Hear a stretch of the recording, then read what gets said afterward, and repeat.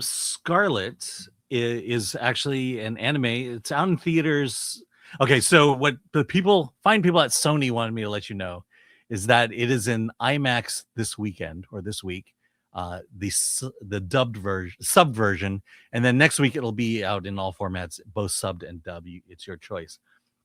But the movie stars a princess, Scarlet, who it opens up. She is in the other world.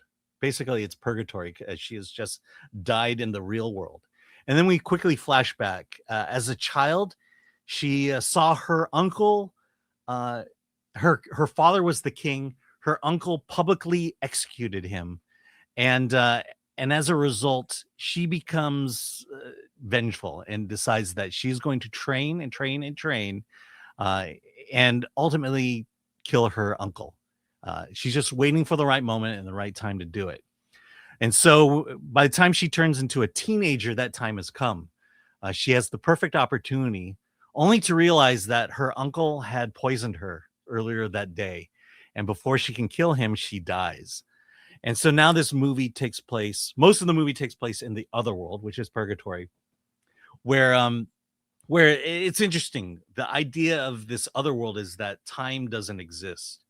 And so the people who are in the other world, who arrive at the other world, are people from all time periods of human history. So you have cavemen, you have people in the future, you have, in her case, she is kind of the Victorian time.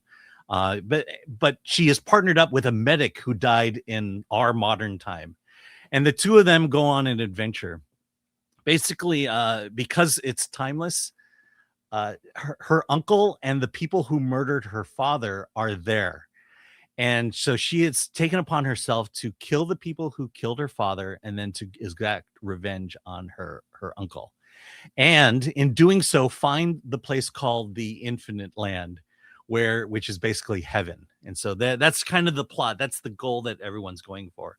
And she and the last thing is, in this other world, if you die in the other world, you vanish off into nothingness. And so there's almost two deaths that occur, one that sends you to the other world and then the other that sends you to this void. And that's this movie. Look,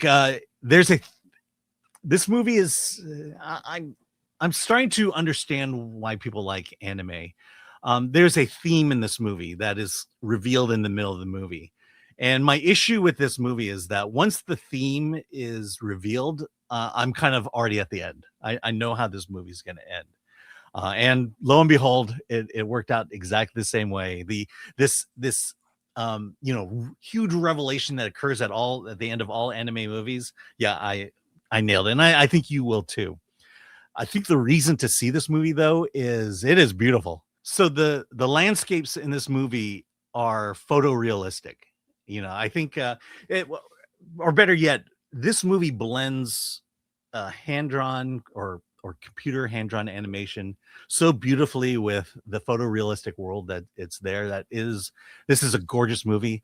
The action, I mean, look, this movie puts anything Disney has done in the last 10 years to shame in terms of the animation itself. I think it's the reason why you watch anime, because it's a different style of storytelling, of visuals.